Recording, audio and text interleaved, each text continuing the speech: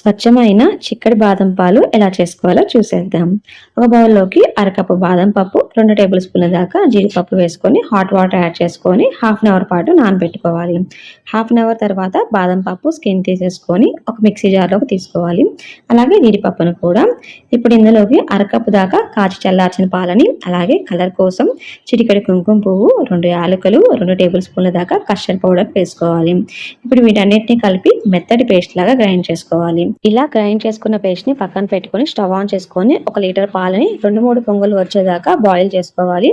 తర్వాత అరకప్పు దాకా పంచదారని యాడ్ చేసుకొని పంచదార మొత్తం కరిగిన తర్వాత ఇందులోకి మనం ముందుగా గ్రైండ్ చేసుకొని పెట్టుకున్న ఈ బాదం పేస్ట్ ని యాడ్ చేసుకొని ఉండలు లేకుండా కలుపుకొని 10 నుంచి 15 నిమిషాల పాటు మీడియం టు హై ఫ్లేమ్ పైన బాయిల్ చేసుకొని దించేసుకోవాలి.